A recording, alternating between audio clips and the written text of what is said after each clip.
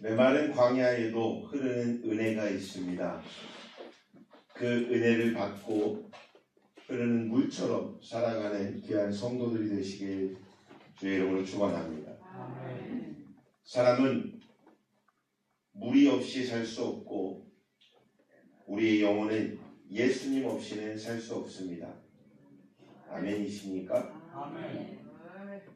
오늘 본문의 말씀은 이스라엘 백성들의 물이 없는 광야 이야기를 하고자 하는 것이 아닙니다. 이 말씀은 목마른 인간의 실체를 보여주는 그런 말씀입니다. 그것이 누구냐? 바로 우리입니다.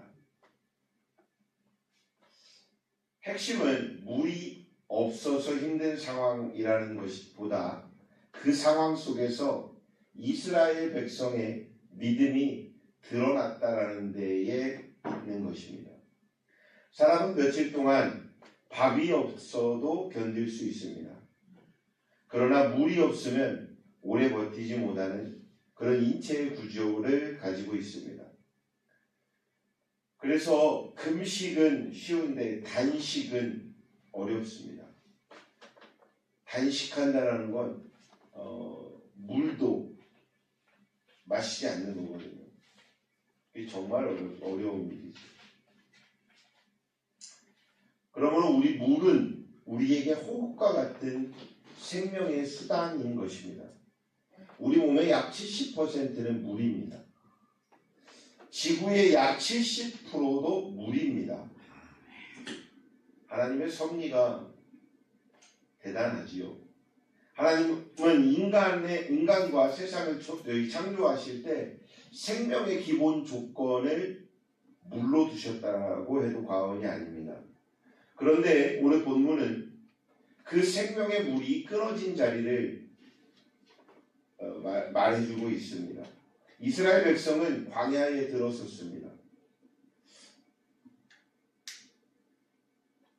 그런데 눈앞에는 물이 없는 것이지요.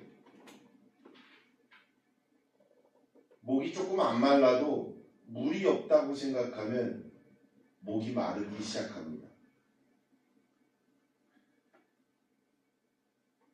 뭐가 먹고 싶은데 생각하면 그냥 더 먹고 싶지요. 이스라엘 백성들이 지금 물이 없는 그 광야를 바라보며 목이 타들어가기 시작합니다. 그러자 그들의 입에서 먼저 나온 말이 그러면 기도해야 되는데 기도가 아니었습니다. 원망이었습니다. 왜 우리를 여기까지 데리고 왔느냐? 이것이 그들의 원망입니다. 여러분, 이것이 인간입니다.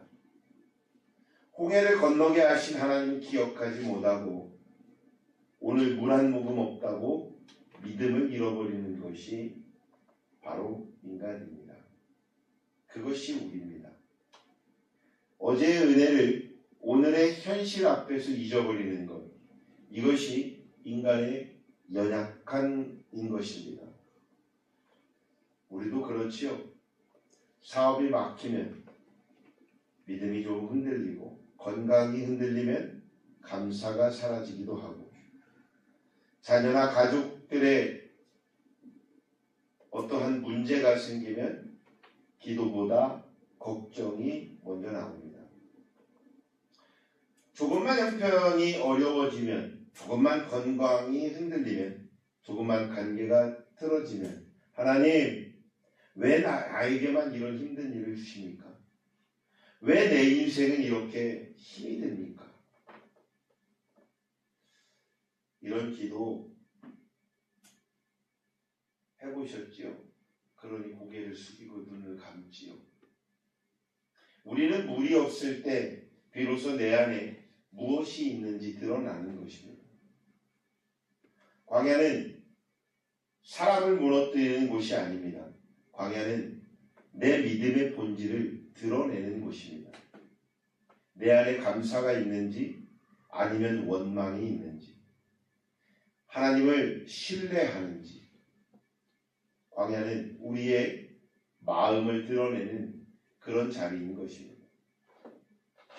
그러기에 오늘 여러분들이 광야에 서 있다면 여러분의 믿음에 점검을 하고 있구나라고 판단하시면 됩니다. 오늘 하나님은 광야의 물을 통해 우리에게 세 가지를 가르쳐 주시길 원합니다. 첫째로 물은 가장 낮은 곳으로부터 흐른다라는 것입니다. 가장 낮은 곳으로 흐르는 물, 이것이 원리입니다. 낮은 자, 즉 겸손한 자에게 은혜가 흐른다라는 것입니다. 물의 가장 큰 특징이 무엇입니까? 어떠한 곳이 있을지라도 낮은 곳으로 간다는 것입니다. 절대 물은 높은 곳에 머무르지 않습니다. 조금만한 구멍이 있다면 낮은 곳으로 내려갑니다. 반드시 아래로 흘러갑니다. 물은 세상에서 가장 부드러운 그런 물체입니다. 그러나 동시에 물은 가장 강합니다. 바위는 단단하고 강해 보이지만 물의 흐름으로 인해 바위는 깎이고 또 깎입니다. 천천히 묵묵히 멈추지 않는 습성을 물은 갖고 있기 때문에 그렇습니다. 낮은 자의 겸손함은 약한 것이 아닙니다. 가장 강한 힘인 줄로 믿습니다. 그 낮은 자가 되시길, 그 겸손한 자가 되시길 주의 이름으로 축원합니다. 참나무는 두껍고 크고 강해 보입니다. 반면에 대나무는 가늘고 얇고 부러지기에도 쉬워 보입니다. 그러나 큰 폭풍이 오면 굵고 단단한 참나무는 부러지기가 일쑤입니다. 그러나 대나무는 흔들리면 흔들렸지 부러지지는 않습니다. 대나무는 바람에 흔들리며 몸을 낮춥니다. 바람에 순응하는 것이지요. 폭풍에 참여하는 모습과도 같은 그런 소리를 내기도 합니다. 그리고 대나무는 살아남습니다. 대나무는 참나무보다 굽힐 줄 아는 나무이기에 살아남을 수 있는 것 같습니다. 사랑하는 성도 여러분, 꺾이는 사람은 약한 사람이 아니라 굽히지 않는 사람입니다. 가정이 깨지는 이유도 같은 것 같아요. 내 말이 맞다. 내 방식이 옳다. 이 고집이 관계를 무너뜨리는 것입니다. 그러나 겸손은 관계를 분명히 살립니다. 예수님께서도 그러셨어요. 예수님은 하나님의 아들이셨지만 가장 낮은 곳으로 오셨습니다. 왕궁이 아니라 말구유.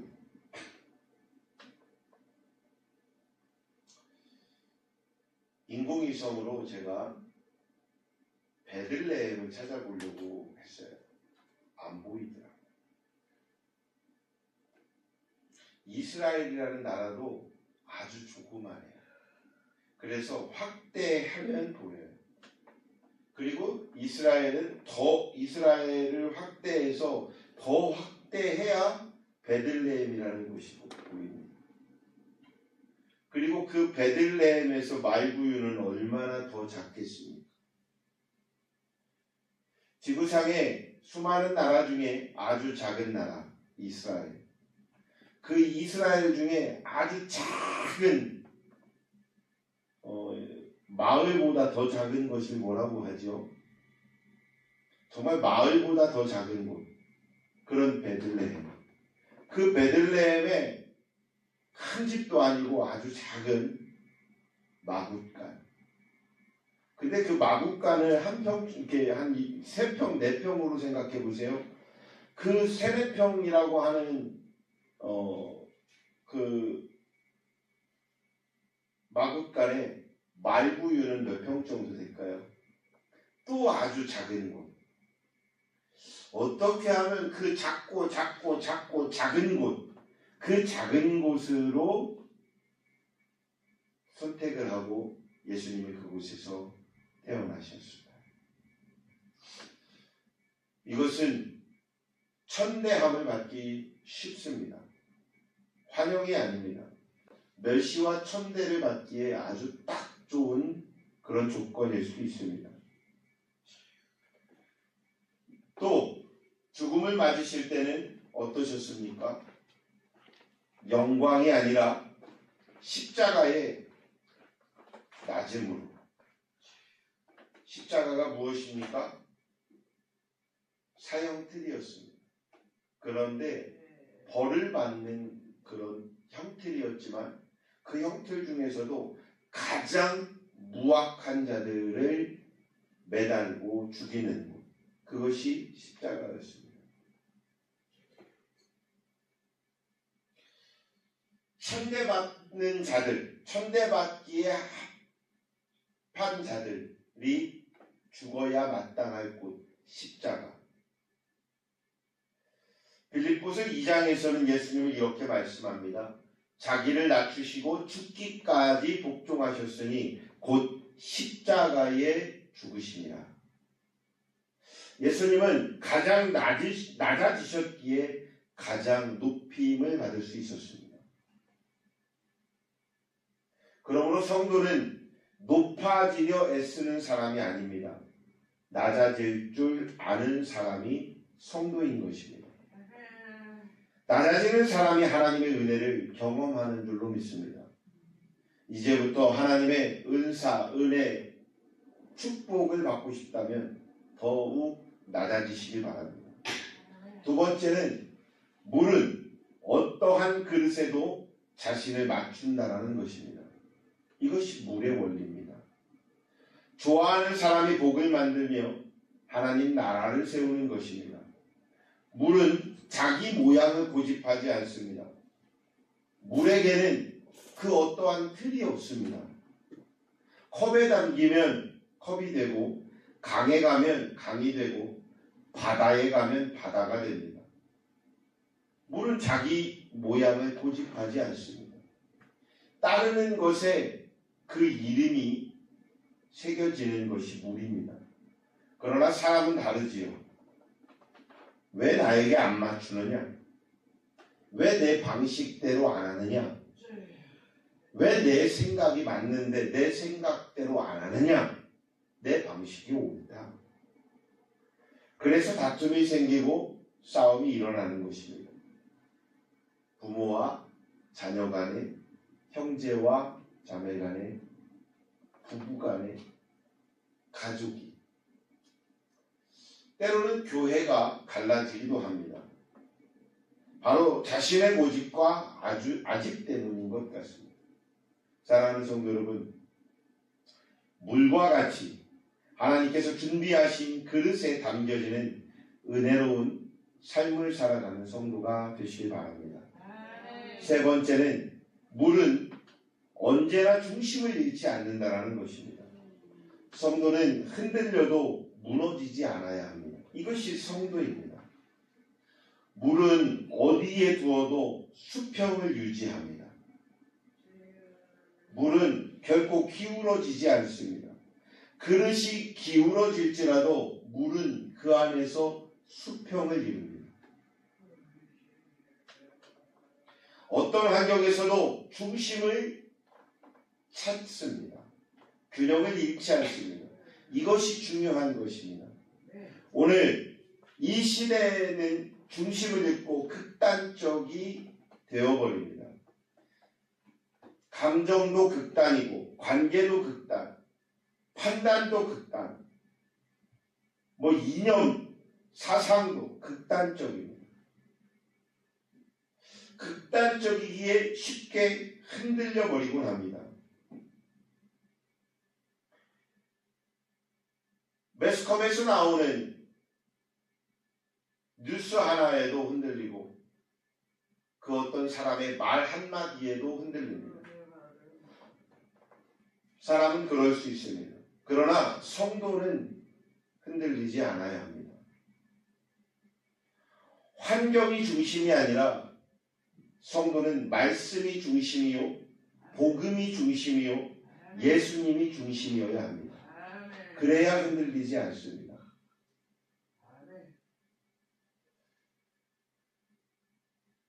크리스찬들이 나와서 간증을 많이 하기도 합니다. 연예인들이. 매스컴에서, 요즘 뉴스에서 어떤 한 목사들이 나와서 정치를 얘기하고 사회를 얘기하곤 합니다. 말하는 이를 평가하려 하지 마시고 듣는 내가 그리스도인인지, 저 말 속에 내가 들리는, 내가 듣고 있는 말 속에 예수님이 중심인지, 말씀이 중심인지, 복음이 중심인지가 되어야 합니다. 그렇다면 누군가가 말을 했다고 그를 평가하는 것보다 들리는 그 말들에 내가 중심이 예수임으로 나의 삶은 달라집니다. 그 어떠한 잘못된 말이 들릴지라도 내 안에 예수님이 계시기에 내 판단이 예수 그리스도다워진다는 것입니다. 이스라엘은 물이 없자 광야에서 흔들렸습니다. 백성들은 원망하기 시작했고 모세를 향해서 삿대질이 시작됩니다.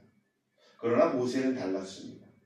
모세는 그 상황에 사람들을 향하지 않았습니다. 모세는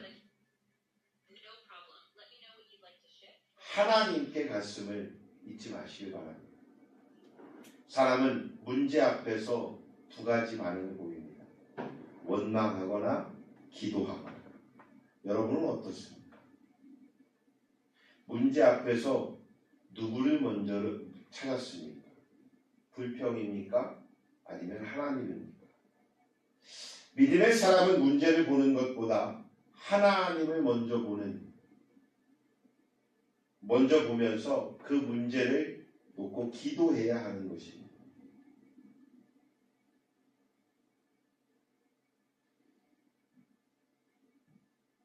반석에서 물이 터졌음을 기억하시길 주의 이름으로 축원합니다. 하나님은 모세에게 말씀하셨습니다. 무엇할 때? 모세가 기도할 때. 뜬금없는 말씀을 하십니다. 모세가 지금 무슨 기도를 해요? 일러요? 하나님 쟤들 봐요. 이렇게까지 구해줬는데 하나님 쟤들 봐요. 지금 원망해요. 싹 몰살시켜도 뭐 이런 기도를 합니까? 하나님, 이 광야에 물이 없습니다. 저들의 원성함을 들으시고 긍휼히 여기시옵소서. 제가 만약에 모세였다면 아마 이렇게 기도를 했을 것 같습니다. 그때 하나님은 뜬금없는 소리를 하십니다. 반석을 치라. 뭘 치라고요? 반석을 치라. 반석이 뭐예요? 반석, 돌이에요, 돌 중에 흔들리지 않는 반석. 이 주춧돌에 많이 씁니다. 이걸 치래요. 이상하지 않아요? 물 없다고 하는데 돌을 치래요. 아니, 땅을 파라고 그래야지. 안 그래? 아니면, 야, 니네 자리가 여기 아닌 게벼. 저쪽으로 가. 뭐, 이래야 될 거 아니야? 하나님이, 야, 니네 거기 있으면 안 돼. 우회전으로 조금만 더 가봐. 거기 말고 좀 좌회전 조금 더 해갖고. 충청도 사람들 같이. 조금만 가면 돼요. 아이고, 저쪽으로 조금만 돌아가면 돼. 가도 끝이 없더만요. 그런데 하나님은 그러지 않고 그 자리에서 뭘 하래요? 반석을 치라. 우물도 아니고 샘도 아니고 반석을 치라고 말씀하십니다. 상상이 되십니까? 돌에서 물이 나온다라는 거. 또 하나님이 그럼 또 이렇게 말씀하시면 또 듣기라도 좀 괜찮을 거 아니에요? 모세야, 돌을 쳐봐. 거기서 물이 나올 거야. 뭐 이렇게 말씀하시면 이것도 조금 믿어 의심스러운데, 그지? 그런데 그것도 아니고 반석을 치라. 불가능한 사람의 기준의 잣대에선 불가능한 일을 하나님의 기준에선 가능하게 하시는 것, 이것이 기적입니다. 하나님은 불가능 속에서 길을 내시는 분이심을 기억하시되 주의 이름으로 축원합니다. 고린도전서 10장 4절 말씀에 그 반석은 곧 그리스도라라고 말씀합니다. 출애굽기의 광야 속에 반석을 치라라고 말씀하시는 이 반석은 예수 그리스도를 예표하고 있습니다. 예수님은 우리 영혼의 반석이신 줄로 믿습니다. 우리의 반석이신 예수님께서 맞으셨습니다. 그것도 채찍에 맞으셨습니다. 가시관을 쓰셨습니다. 창에 찔리셨습니다. 그 이유는 우리에게 생수를 주시기 위함이었습니다. 십자가에서 찔리신 예수님의 옆구리에서 피와 물이 흘렀습니다. 예수님께서 흘리신 피와 물은 우리의 영혼의 생명의 강이 되어 주셨습니다. 우리의 메마른 영혼을 살리는 은혜인 줄로 믿습니다. 그 예수님께서 우리에게 말씀하십니다. 누구든지 목마르거든 내게로 와서 마시라.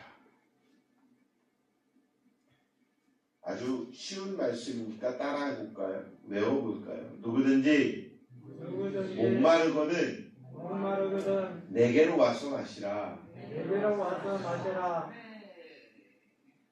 여러분에게 지금도 말씀하십니다.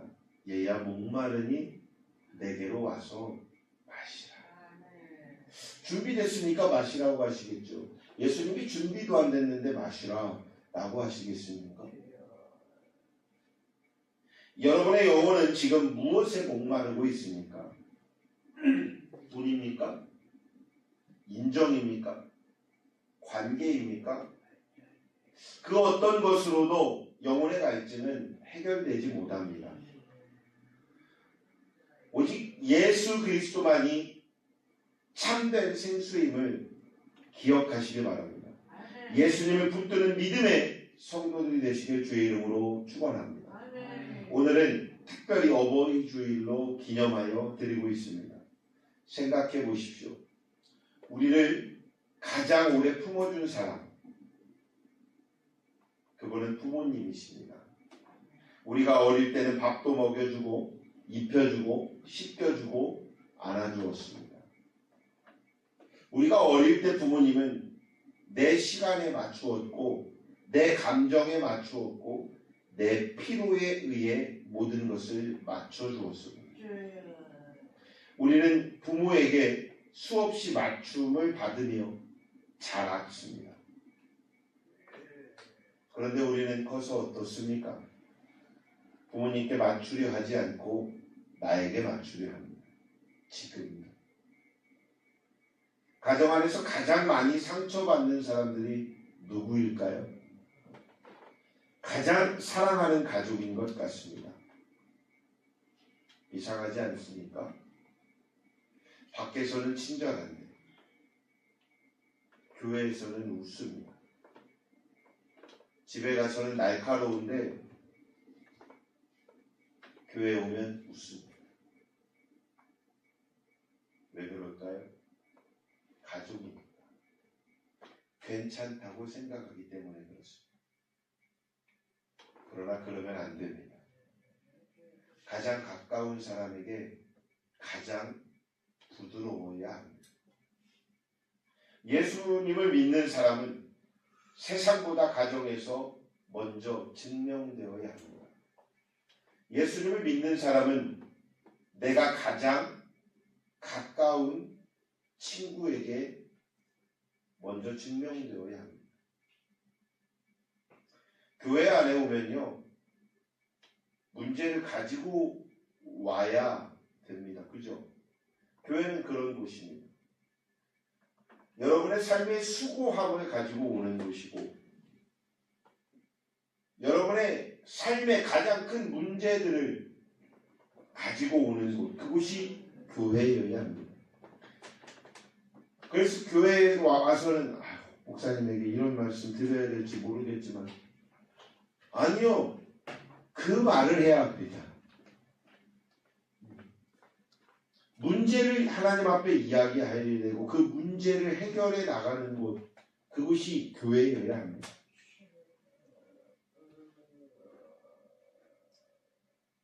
어느 성공한 아들의 후회한 이야기인데요.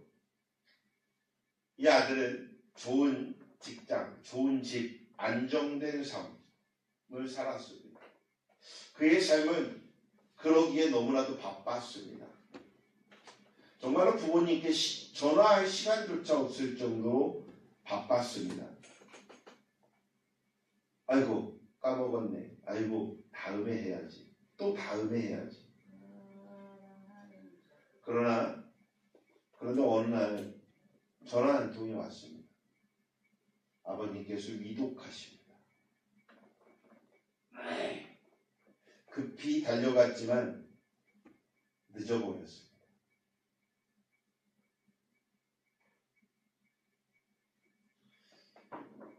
아버지의 손은 이미 차가워지고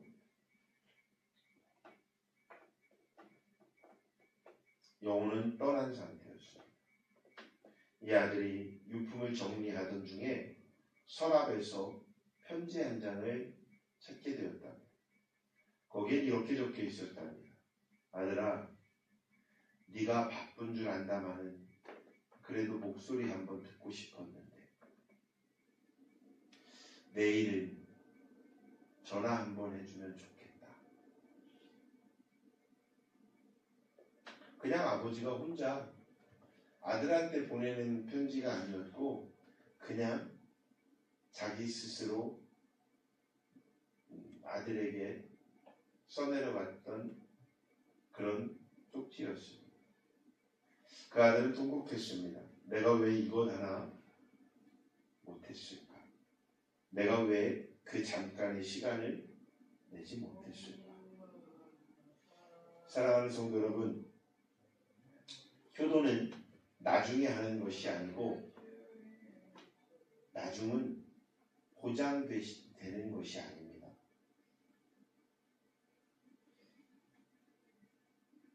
우리 어르신들은 지금도 돌아가신 부모님이 기억나시고 보고 싶으시죠? 우리 친구들은, 우리 청년들은 어때요? 살아계실 때 잘하십시오. 아멘이 안 나오네? 안 하고 싶은가? 그래도 김하영이는 할 줄 알았더니 안 하네. 전화 한 통 하십시오. 부모님의 손 한 번 잡아보십시오. 그리고 어머니 아버지 감사합니다. 다른 건 없더라고요. 이 한마디가 부모님의 가슴을 울리게 하는 것입니다. 오늘 예배 후에 꼭 전화 한번 꼭 하시길 바랍니다.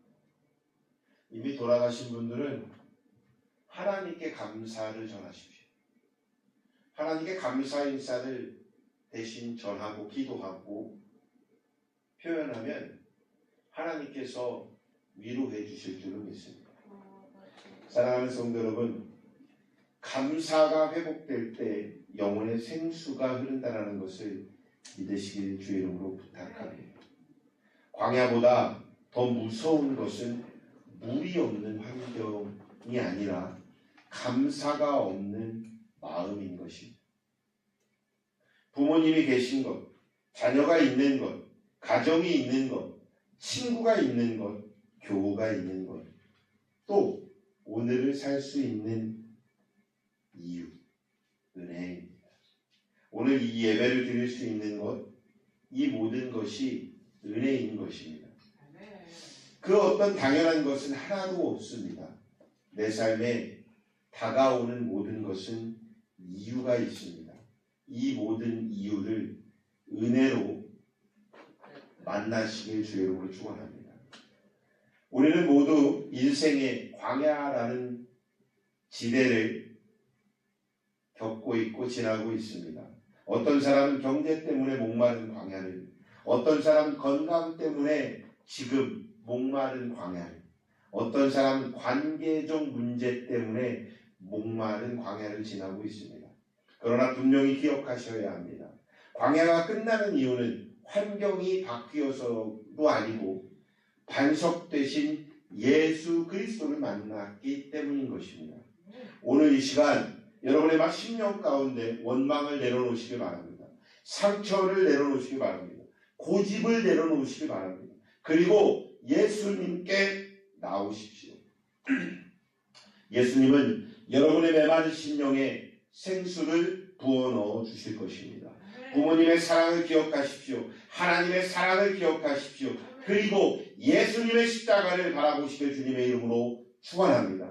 오늘 어버이 주일, 이틀이 지났지만 이 어버이 주일, 부모님의 사랑도 귀하고 감사하지만 특별히 하나님께 더욱 감사하시길 바랍니다. 우리를 살리기 위해 반석 되신 독생자 예수님을 보내주신 하나님이심을 기억하시길 주의 이름으로 축원합니다. 무엇보다 우리의 영혼이 내 아버지 되시는 하나님께 돌아오시는 이 시간이 되길 주의 이름으로 축원합니다. 우리의 영혼을 살리시는 분은 예수 그리스도 한 분밖에 없습니다. 그 예수님이 오늘 이렇게 말씀하십니다. 내게로 오라. 내게로 와서 마시라. 원망을 멈추고 감사하시기 바랍니다. 교만을 버리고 낮아지시길 바랍니다. 흔들림을 멈추고 예수님을 붙드시는 사랑하는 성도들이 되시기 바랍니다. 광야에서도 반석에서 물을 내시는 하나님, 그 하나님이 오늘 여러분들의 가정에서도 여러분들의 인생에서도 분명히 생수를 흐르게 하실 줄로 믿습니다. 예수님이 우리의 반석이 되십니다. 성령님이 우리의 생수가 되시는 것입니다. 오늘 이 시간 다시금 결단하시길 바랍니다. 주님, 내 영혼의 갈증을 주님으로 채우겠습니다. 내 삶의 반석은 오직 예수님 뿐입니다. 라고 고백하는 그런 사랑하는 성도들이 되시길 바랍니다. 광야에서도 물을 내시는 하나님이 오늘 여러분의 가정과 인생에서도 분명히 생수를 흐르게 하실 줄로 믿습니다. 기도하겠습니다.